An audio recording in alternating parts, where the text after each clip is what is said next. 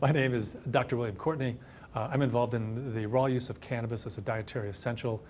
In that capacity, you can use 60 times more than you can tolerate if heated, and in that capacity is a very potent anti-inflammatory that will find a very broad population of interest in this country.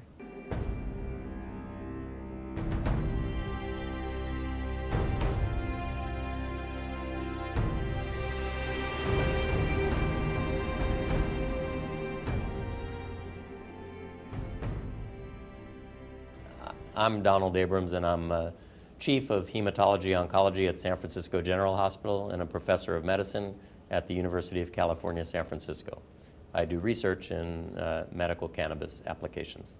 I mean, if cannabis were discovered in an Amazon rainforest today, people would be clamoring to make as much use as they could of all of the potential benefits of the plant. I think, unfortunately, it carries with it, a long, maybe not so long history of being a persecuted plant.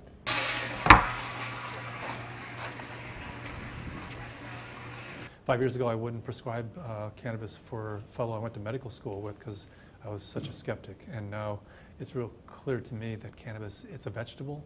It's not psychoactive until humans alter it chemically. No other animal alters it. So the whole psychoactive thing is a human aspect of the plant that has nothing to do with the 34 million years of evolution that the plant has. It's captured these molecules that help our body's regulatory system be more effective. And its bottom line is it's a dietary essential that helps all 210 cell types function more effectively. And so I never even refer to it as medicine anymore. Strictly as a dietary essential. It only becomes a medicine once you have a breakdown and a condition has become very serious and the system, your body is being overwhelmed. Then cannabis can be manipulated, i.e. heated, concentrated, to become a medicine. But in its best form, it's a preventative. And preventing diabetes is a lot better than trying to treat it. Preventing cancer is a lot better than trying to treat it. I think cannabis is a medicine that is anti-inflammatory, antioxidant, and probably has some direct activity against cancerous cells. So, the federal patent is phenomenal. The Department of Health and Human Services since 2003 has had intellectual property on CBD, and CBD is, is a molecule that's coming out of the shadows from THC. It doesn't produce that psychoactive. The majority of my patients don't want to get high at 8 o'clock in the morning and be high all day long. But a lot of them do have arthritis, car accidents, autoimmune disorders, rheumatoid, and they start out their day in pain, and they're in pain most of the day long. And so they're looking for relief but clarity, and that's what these eating the plant raw. I mean, you not only need CBD. CBD is a non-psychoactive, whether it's CBD acid, which is how it's found in the raw plant, or CBD, which is what happens after you cook it or heat it or steep it or turn it into tea or something. But THC acid is the real tricky molecule in the raw plant, totally non-psychoactive, phenomenally beneficial as a molecule. Once it's heated, it turns into THC, and then the tolerable dose drops from hundreds of milligrams a day to 10. And with 10 milligrams, you stimulate the CB1 receptor, you get that psychoactive effect, either dysphoria or euphoria, but you walk away from 99% of the benefits of this plant, which are bone remodeling, intestinal function, neural function, inflammation control, cancer, precancerous detection. This plant can do phenomenal things, but not if you're taking 10 milligrams rather than the 600 milligrams that the FDA is currently approving as an investigative new drug. My name is Kristen Piskuski, and I went from being bedridden and on over 40 medications a day to control my health problems to being a mother, to being healthy, happy, and vital thanks to using green leaf that I juice on a daily basis. Yeah, I was diagnosed with lupus and rheumatoid arthritis when I was 16, and then interstitial cystitis, painful bladder condition, endometriosis, cervical cancer.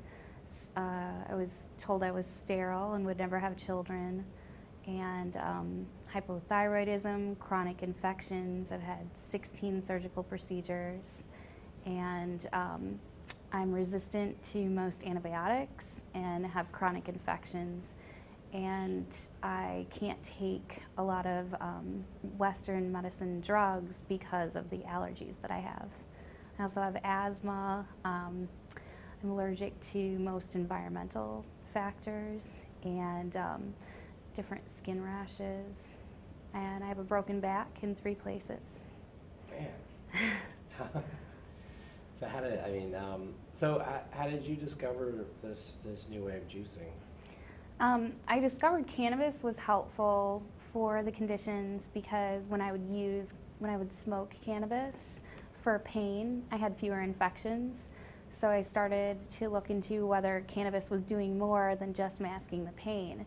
And I moved to California to be able to use cannabis legally, but I still didn't have the type of healing that I anticipated with smoked and heated cannabis. So after talking to several cannabis physicians and attending different lectures, I found out that there's the THC acid and CBD acid that you get in the raw form have medicinal properties that are better at helping my immune system to communicate. So as soon as I began doing that, it took about 6 weeks and I was infection-free and all of my conditions went into remission. And what many of my patients do is they plant a plant every day and they pick a plant every day. If you let the plant grow to a certain size, you may be able to use half a plant a day. So a plant therefore would last for 2 days. So therefore you need 1 plant every other day. So the total number of plants depends on whether you have a plant a day, a plant every other, or a plant every 3 days, depending on the space available. But most of them are trying to do this whole thing on a single 400-watt light. And they use a fluorescent light to keep a mother alive, and they produce a clone. They start a plant. They pick the whole plant, strip the leaf and flower, juice that. Good indication that the roots are also useful. Stalk is a little fibrous, can bind up a lot of juicers and ruin the juicer because it's just so strong. So I generally strip the stalk and throw that away because it's just too fibrous. But juice that, it produces a small amount of juice, very concentrated, quite acidic. Yeah, that has to be diluted. You can dilute it with fresh vegetable juice, fruit juice, or something that you buy off the shelf. The only time I've needed antibiotics in the last 4 years is when I was unable to do the juicing regime because I was overseas. And it was while I was pregnant for the first time with my daughter Zahaya. And when I came back, I had a horrible sinus infection, and they were unable to treat it with 3 different antibiotics. And the rheumatologist at UCSF I was working with thought that I may need to go back on methotrexate and prednisone. And 3 weeks after I got home and I had been juicing again, everything cleared up and I didn't have to go on any of the drugs or take another antibiotic. And at this point, I'm developing strains. Yesterday, stumbled on a strain that's 22% CBD acid. The plant that I had the day before that was 1%. A absolutely phenomenal change in the plant's chemical composition, and particularly as it impacts, are you violating federal patents if you're using this plant? I mean, if they're commercially going to use CBD, then you have to deal with a patent. But individual use as a dietary element, the U.S. patent just is clear evidence as to why you want to eat this plant as a leafy green vegetable and include it in your diet several times a day. I depend on right now on people who give me leaf because my partner is a cannabis physician and we worry about the legalities of growing our own right now and whether it could jeopardize his medical license. But we have a lot of patients that are able to grow less than 30 plants, and this allows them a fresh plant every day for juicing. My #1 project is to get the Convention 1 treaty, which is a UN committee that produced this treaty that I think there's 104 countries that have signed on to it, which says if you have, grow, possess, transport cannabis, you should be imprisoned. That is the document that every country in this world pounds people into the ground, cuts their heads off, and imprisons them. And so you take this information that unheated, it's not psychoactive, it's a vegetable that improves the function of your immune system and bone metabolism and musculoskeletal. Once the world knows that it's a vegetable, that's all it is. most important vegetable on the planet, then these various things that are in place that prohibit people from having access will change. And so one of my agendas now is to try to get the treaty amended to remove cannabis, so that cannabis can be available to everyone in the world as a dietary supplement. And anyone who knows somebody who's sick, who has a loved one with an illness, or themselves has suffered from one, understands that there are more important things to look at, and we have to be able to adapt. If what we're doing doesn't fit with what's needed in the world today, if how we make our living isn't supporting, it's not sustaining people's health, then we need to be able to grow and adapt and change.